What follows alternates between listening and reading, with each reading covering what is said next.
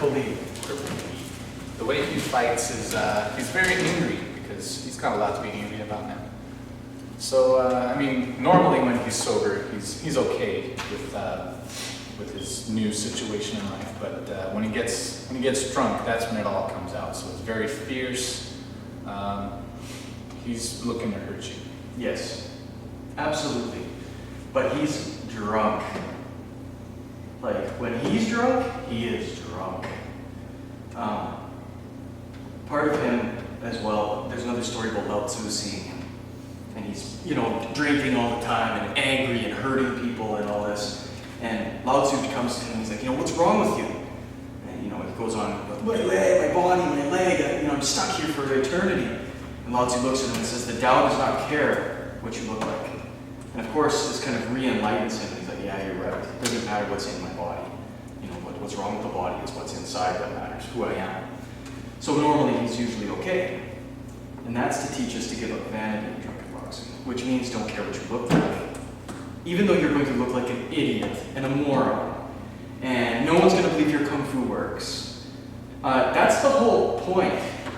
The whole style is based on, that stuff will never work.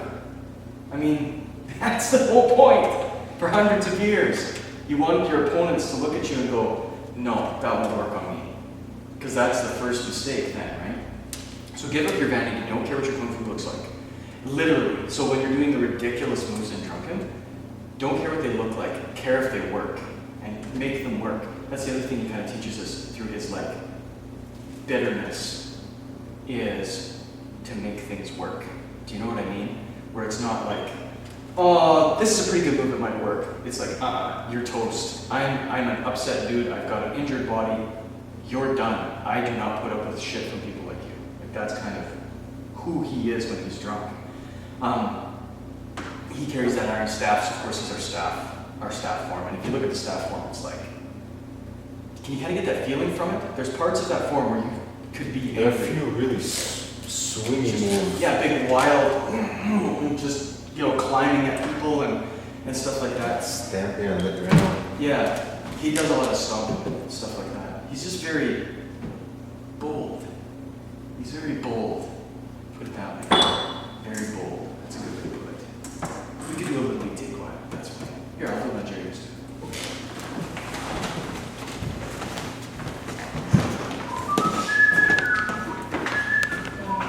Yeah, we got information. So Cripple Lee, so he is really blasted when he fights. And no matter what he does, he's looking to finish you off. You see what I mean? As soon as I get there, Jerry down here, this would be, you just start pummeling him. Okay? It's not real pretty. It's not, it doesn't even matter. It doesn't even matter. He's just an angry dude, right? One strong hit. Right? And just take his throat out. Whatever. You okay? I heard it. Yeah. Oh, it does that. Yeah. He's fine. While he's swinging, he likes to, I'm going to come at you from here. He likes to, just kind of fight with you.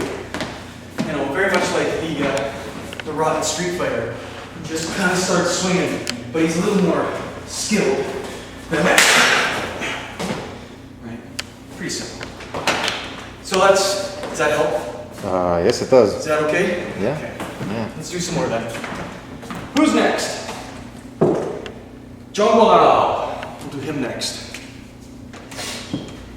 I'm not hitting you too hard, am I, Jerry? Yes. Okay. Oh, it hurts. I think you bruised my soul. Zhong. He is the guy on the mule. Yeah. So I like to think of him as really kicky. The mule does a lot of the kicks. It's really kicky. Likes to kick it. Yeah, he kicks it old school. So,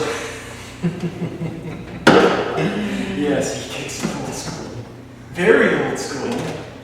So why do you care about his mule? There's a couple of things about the mule. Do you know there? Well, I think there's a story where he folds the mule up into his hand. Is that important too? Well, yeah, you can fold it up into a piece of paper and tuck it behind his ear. Oh, that's useful. That's very useful. So practice folding your mule up at home. No parking problems. You just- Yeah, it's like That's the true. ancient version of a smart car. That's not the story I was talking about. Oh, he rides his mule and studies Taoism. He's always reading books. And in the stories, he's known to get so focused on what he's doing that his magical mule, he'll be riding, he'll be 1,000 miles from where he was. So he's about focus. He's very focused in what he does. And yeah, kicking. When he gets drunk, he tends to ride the mule backwards. So if you think about a guy riding a mule backwards and somebody attacked him, if they both fought, what would happen? There'd be 4 legs coming at him, right? So it's kicking, very, very kicking. He was also a soldier, which is good to know too. So it kind of gives you a place to put the focus. You know what I mean? He's focused. He's a soldier, and when he gets drunk, him and his mule just basically kick the crap out of you. So he's he doesn't have that distracted type, No, he's not very distracted. He'll just beat you up with his feet, you know. His form in our style is called devil leg. And it's 60 moves long, 3 punches. Like you just kick, kick, kick, kick, kick. So basically, don't really need to demonstrate that, I don't think. Just go watch some Taekwondo. Just go watch some Taekwondo, guys. Do that. But do it with Drunken. So you can still be drunk. You're still drunk, but it's all about that long range, not even always long range, but kicking.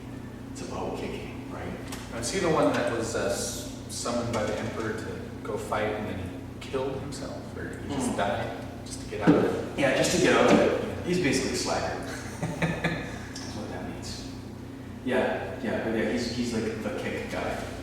And extremely focused. And I mean, that's the Wu Do part of that, of course, is the focus and dedication in order to achieve the Tao. So study hard, practice hard, I guess. Well, that story just kind of makes me think that he'll do anything for that one goal, because he didn't want to get out of going into the army just for the sake of not going into the army. I think it was more like he wanted to keep I'm trying studying to do Tao. this. Yeah, exactly. So I'm going to do what I want to do, and he's very resolute about it. Mm-hmm. And that's his fighting's like that too.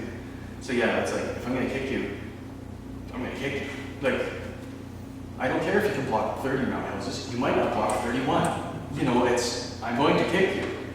And something to think about. Maybe we will film a couple moves out of this, actually. Let's film just a couple moves. Just because if we're going to YouTube this, then it's good for people to kind of see. Just come over here, Jerry. You can see my right leg. So he's still drunk. He's not, drunk, but he's pretty knogger here, and he's a kicker, right? So he's going to be constantly trying to get something. But a lot of our stuff actually isn't kicking at long range; it's kicking at very close range. So if Jerry comes in at me, it's stuff from here that we like to do. So for instance, from here, of course, reverse roundhouses or hook kicks are really nice up to the back of the head, whatever. Leaning away, this is laying on your donkey so that you can have enough room to throw your side kick. Or you'll start doing these weird little hook mule kicks like this, where you'll flip your foot up. So you'll get some kind of a technique like this, and you'll flip the foot up just to slap it on the side of the head.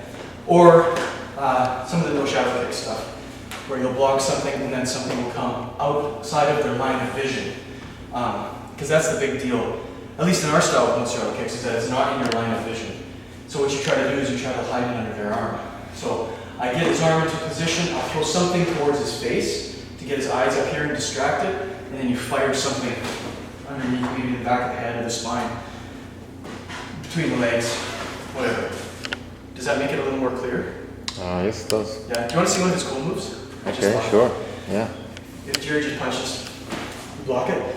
This is a really neat one. Throw a reverse roundhouse around their leg. And around the other leg. No, don't fall down yet. The fun is not over yet. They won't be able to see here. You don't do this as a sweep. You hook here, plant it on the other leg, Oh, and trip him. throw a roundhouse, watch what happens. He'll be standing right behind him. It's awesome. So as they start to fall down, you're right here. It's a tasty one. Anyway. Yeah, that's cool. Okay, let's do some more. So that's Drunken.